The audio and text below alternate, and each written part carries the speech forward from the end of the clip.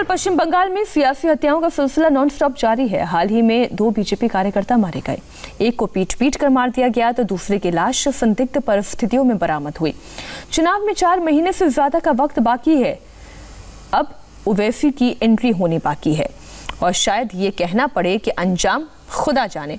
सवाल है कि सियासत के नाम पर कब तक और कितना रक्तपात देखेगा बंगाल। और इस बीच दिलीप घोष कुछ कह रहे हैं, हम पहले उनको सुनते हैं। को नहीं भेजते हैं, डीएम को नहीं भेजते हैं और इस प्रकार जो केंद्र सरकार ने अभी 3 ऑफिसर को बुलाया है उसमें भी वही है, केंद्र का विरोध करना ही यहाँ की राजनीति है। लेकिन फेडरल स्ट्रक्चर में और इनका अथॉरिटी तो इनका हाथ में है, केंद्र के हाथ में है। जो बुलाएंगे तो जाना ही है उनको। लेकिन ये एक प्रकार नकारना केंद्र सरकार को, ये यहाँ की राज्य सरकार की एक पॉलिसी है, ममता बनर्जी के यही स्टैंड है। इसलिए इसमें एक कानूनी और अव्यवस्था निर्माण होता है, संवैधानिक अव्यवस्था निर्माण होता है और इसी से इनकी पॉलिटिक्स शुरू होती है। इसलिए केंद्र ने जब तय किया है उनको जाना है और लेना भी है उनको, क्योंकि इन सरकार ये जो ऑफिसर्स है इन्होंने जानबूझ करके ढिलाई दी सुरक्षा व्यवस्था में, इसके कारण ये परिस्थिति निर्माण हुआ है। ये कतई लोकतंत्र में कोई समर्थन नहीं कर सकता है। कानून व्यवस्था टूट चुकी है और उसका परिणाम है कि सर्वोच्च नेतृत्व के ऊपर भी शारीरिक आक्रमण होता है। बड़ी दुर्भाग्यजनक स्थिति है और ये सरकार जब तक यहाँ रहेगी इसकी परिवर्तन नहीं होगी। तो आपने सुना, साफ तौर पर दिलीप घोष ने आरोप लगाया कि जिस तरीके की राजनीति की जा रही है, इस राजनीति से खुद ममता बनर्जी का ही नुकसान होगा। बंगाल में एक के बाद एक किस तरीके से हिंसक घटनाओं की खबर आ रही है, एक रिपोर्ट के जरिए समझें।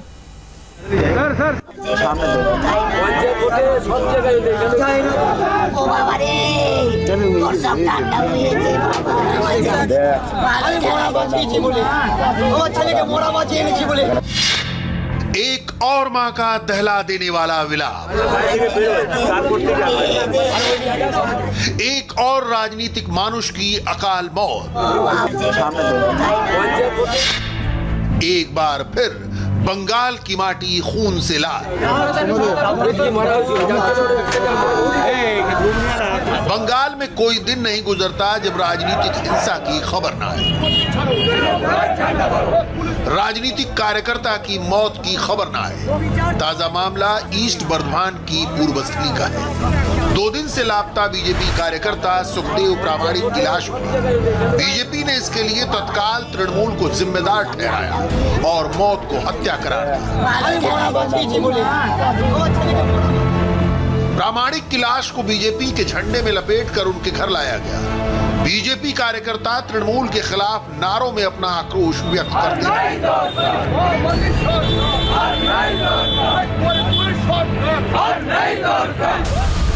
इससे पहले शनिवार को उत्तर 24 परगना के हाली शहर में बीजेपी कार्यकर्ताओं पर हमला किया गया था। इस हमले में एक कार्यकर्ता सैकत भवाल की मौत हो गई। इस हमले और हत्या के लिए बीजेपी ने तृणमूल को जिम्मेदार ठहराया। पूरे साउथ बंगाल में बीजेपी कार्यकर्ताओं का विरोध प्रदर्शन चला। अपने कार्यकर्ताओं पर लगातार हो रहे हमलों, राजनीतिक हिंसा और हत्या से नाराज बीजेपी नेता ममता बनर्जी को खून की प्यासी बता रहे हैं। शिकायत अपनी ही केंद्र सरकार से भी है, जिसके हाथ संवैधानिक दायरे से बंधे। इधर में मुख्यमंत्री कौन है? ममता दीदी। पुलिस मंत्री कौन है? ममता दीदी। राज्य कौन चला रहे हैं? तृणमूल कांग्रेस सरकार। तो इधर में लॉ एंड ऑर्डर का सिचुएशन ऐसा क्यों है? क्यों आम जनता का जान और मान का कोई सुरक्षा नहीं है? कोई महिला का सुरक्षा क्यों नहीं है? ये जवाब आप लोग को देना पड़ेगा। और हम लोग केंद्रीय सरकार को भी पूछ रहा है, जे आप लोग कितना दिन देखेंगे चुपचाप बैठ के, जे बंगाल में आम जनता का जान और मान का कोई सुरक्षा नहीं है। संविधान में इसका प्रतिविधान है। आप लोग आइए, ममता दीदी से इन लोग का सुरक्षा नहीं किया जा रहा है, आप लोग कुछ कीजिए, यही मांग है।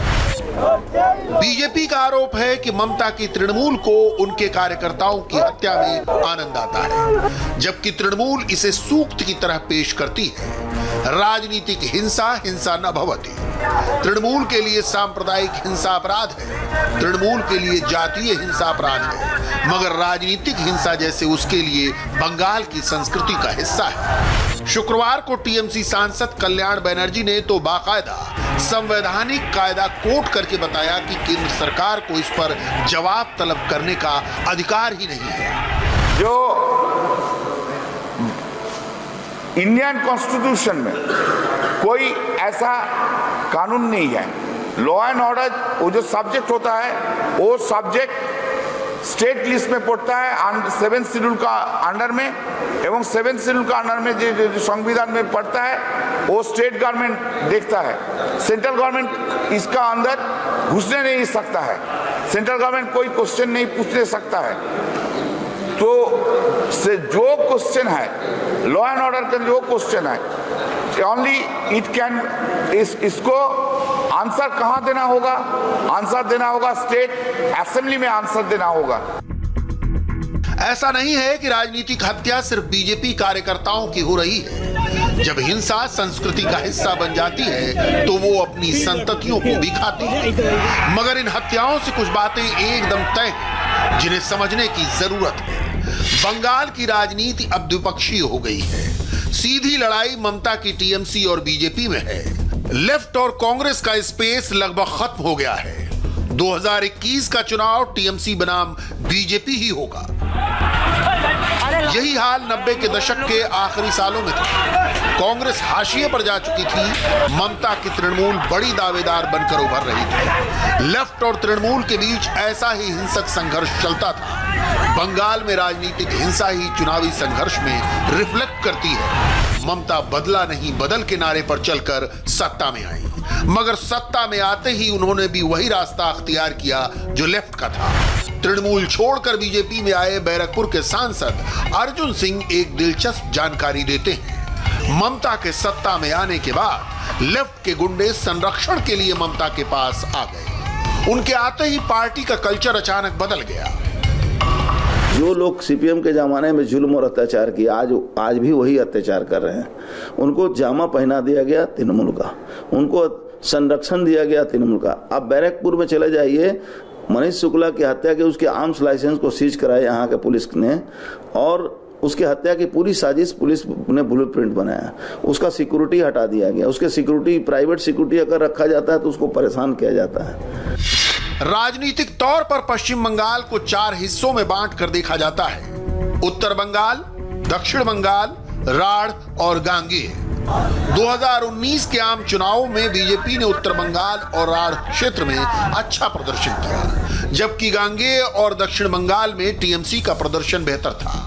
उत्तर बंगाल में 2014 के लोकसभा चुनाव से ही बीजेपी का प्रभाव बढ़ रहा है। ये गढ़ वामपंथियों का था जो अब ममता के विरोध में बीजेपी के साथ है। अब यहाँ का वोटर टीएमसी और बीजेपी में बंट गया है। 2011 के विधानसभा चुनाव में हारने के बावजूद वामपंथी दलों को उत्तर बंगाल में 39% वोट मिले थे, जो टीएमसी को मिले 20% वोटों से लगभग दोगुना थे। मगर 2016 के विधानसभा चुनाव में लेफ्ट का प्रतिशत घटकर 21 तक गिर गया और टीएमसी का वोट शेयर बढ़कर 37% हो गया। इस चुनाव में बीजेपी ने बड़ी उपलब्धि हासिल की। उसका वोट प्रतिशत 5 से बढ़कर 15 हो गया। 2019 तो खैर अब इतिहास है, जब बीजेपी 42 में से 18 लोकसभा सीटें जीती। ये सभी सीटें उत्तर बंगाल की थीं। 22 सीटों पर वो दूसरे नंबर पर थी। 22 सीटें टीएमसी को मिली और 2 सीटें बहरामपुर और मालदा दक्षिण कांग्रेस के पास गईं। 2019 में दोनों पार्टियों का वोट शेयर देखें तो टीएमसी को 40.3% वोट मिले, जबकि बीजेपी को 43.3%। बचे हुए में कांग्रेस, लेफ्ट और अन्य सब शामिल थे। ये तमाम आंकड़े दिखाने का मकसद ये बताना है कि मौजूदा राजनीतिक हिंसा की जड़ में क्या है। ममता की सत्ता के लिए बीजेपी आज सबसे बड़ी चुनौती है, इसलिए ममता और बीजेपी का संघर्ष है। सत्ता का सहारा है तो तृणमूल का पलड़ा भारी है और बीजेपी लोकतंत्र की दुहाई दे रही है। हम लोकतंत्र में विश्वास करते हैं और जैसे कि मैंने कहा 130 कार्यकर्ता हमारे मार दिए गए हैं, वो 31 हो गया है, कल एक और कार्यकर्ता मारा गया है। 100 कार्यकर्ताओं का तर्पण हमारे राष्ट्रीय अध्यक्ष जेपी नड्डा जी ने खुद अपने हाथों से किया है। क्या यह तरीका होता है लोकतंत्र में? आप याद करिए किस प्रकार से पंचायत के चुनाव के समय 2018 में एक दिन में 31 मौतें हुई थी, लोग जाके नॉमिनेशन तक भर नहीं पाए थे, कोर्ट को इंटरवीन करना पड़ा था और कहा गया था कि आप वर्चुअली नॉमिनेशन भर दीजिए क्योंकि आप घर से बाहर नहीं निकल सकते हैं। ये किस प्रकार का न्याय है? ये क्या लोकतंत्र है बंगाल में आज? मगर ऐसा नहीं है कि राजनीतिक हिंसा के शिकार केवल बीजेपी के कार्यकर्ता हुए। हिंसा पूरे बंगाल में हो रही है और तृणमूल के कार्यकर्ता भी इसके शिकार हो रहे हैं। हम आपको जो लिस्ट दिखाएंगे उसमें दोनों पक्षों के लोग हैं। 6 दिसंबर 2020 मुर्शिदाबाद के बेलडांगा थाना क्षेत्र में एक टीएमसी कार्यकर्ता की हत्या कर दी गई। अब्दुल रशीद की हत्या के लिए टीएमसी ने कांग्रेस को जिम्मेदार बताया। 8 दिसंबर 2020 नदिया जिले के गयासपुर में टीएमसी कार्यकर्ता की गोली मारकर हत्या कर दी गई। चाय बेचने वाला बप्पा सरकार वारदात के वक्त अपने खेत पर गया था। 9 दिसंबर 2020 कूच बिहार में गर्ल्स हाई स्कूल से बीजेपी कार्यकर्ता का लटकता हुआ शव बरामद हुआ। बीजेपी ने आरोप लगाया स्वपन दास को मारकर लटकाया गया। 5 दिसंबर 2020 पश्चिम वर्धमान में टीएमसी और बीजेपी कार्यकर्ताओं के बीच झड़प हुई, कुछ घायल हुए, कुछ घरों में तोड़फोड़ हुई। बीजेपी ने आरोप लगाया कि टीएमसी ने उसके जुलूस पर हमला किया। 12 नवंबर 2020 पश्चिम वर्धमान के अंदल में टीएमसी के कार्यकर्ता की गोली मारकर हत्या कर दी गई। हमले में 2 अन्य लोग घायल भी हुए। 19 नवंबर 2020 कूच बिहार में बीजेपी के बूथ लेवल के नेता कलाचंद कर्मकार की पीट कर हत्या। विरोध में 12 घंटे के बंद के दौरान बीजेपी टीएमसी की भिड़ंत हो गई। 26 नवंबर 2020 दक्षिण दिनाजपुर जिले के कुशमांडी विधानसभा में बीजेपी के बूथ अध्यक्ष स्वाधीन राय की हत्या। आरोप तृणमूल कार्यकर्ताओं पर लगाया गया। गाड़ियों और काफिले पर हमले की खबरें तो आम हैं, जिसका सबसे बड़ा सबूत बीजेपी अध्यक्ष जेपी नड्डा के काफिले पर डायमंड हार्बर के रास्ते में हुआ हमला था। बीजेपी कार्यकर्ताओं ने इसके लिए ममता के मंत्री गयासुद्दीन मोल्ला और विधायक शौकत मोल्ला के गुंडों को जिम्मेदार ठहराया। इधर गुंडा राज चलता है, इधर गयासुद्दीन मोल्ला मगराट पश्चिम का विधायक है, उसका नेतृत्व में, और शौकत मोल्ला कैनिंग का एमएलए है, उसका नेतृत्व इधर झमेला का पूरा प्लान करके रखा था। ममता का ये मुस्लिम नेता ही आने वाले दिनों में असदुद्दीन ओवैसी को भी टक्कर देने वाले हैं। दोनों ही ममता के बेहद करीबी बताए जाते हैं और असदुद्दीन ओवैसी को बाहरी करार देने में जुट गए हैं। बिहार में 5 सीटें जीतने के बाद ओवैसी बंगाल को लेकर सीरियस है। 27% मुस्लिम आबादी वाले पश्चिम बंगाल में 294 में से 120 सीटों पर मुसलमान निर्णायक भूमिका में है। इनमें भी अहम वो सीटें हैं जो बिहार के सीमांचल से लगती हैं। 23 जिलों वाले बंगाल में ओवैसी की खास नजर मुर्शिदाबाद, मालदा, उत्तर दिनाजपुर और उत्तर 24 परगना जिले की बशीरहाट जैसी सीटों पर है।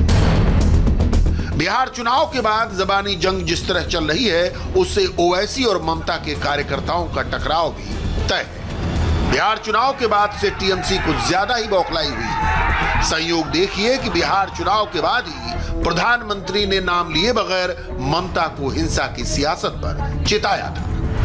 देश के कुछ हिस्सों में उनको लगता है कि भारतीय जनता पार्टी के कार्यकर्ताओं को मौत के घाट उतार करके वे अपने मंसूबे पूरे कर लेंगे। मैं उन सब से आग्रहपूर्वक समझाने का प्रयास भी करता हूं। मुझे चेतावनी देने की जरूरत नहीं है, क्योंकि वो काम जनता जनार्दन करेगी।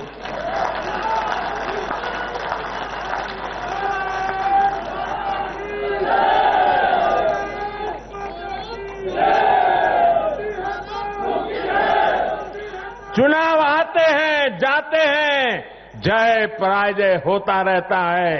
कभी ये बैठेगा, कभी वो बैठेगा, लेकिन ये मौत का खेल लोकतंत्र में कभी नहीं चल सकता। मगर बदला नोई बदलचाई वाली ममता लेफ्ट के ही ढर्रे पर चल पड़ी है। सत्ता पर कब्जे के लिए हिंसा का सहारा और इस हिंसा को जायज ठहराना, सत्ता प्रतिष्ठान पर पार्टी का कब्जा और सामाजिक संसाधन पर कार्यकर्ता का। इस कब्जे की रीत 70 के दशक में सीपीएम लेकर आई थी, मगर ममता ने इसे सांस्थानिक बना दिया है। लेफ्ट अपनी हरकतों से अफसरों और पुलिस को दूर रखता था, उनके काम में हाथ नहीं डालता था, मगर ममता बनर्जी पर आरोप है कि उन्होंने पुलिस अफसरों को भी पार्टी का कार्ड होल्डर बना दिया है। फिलहाल रुकेंगे एक ब्रेक के लिए। ब्रेक के बाद देखिए 10 मिनट में अब तक की 100 बड़ी खबरें।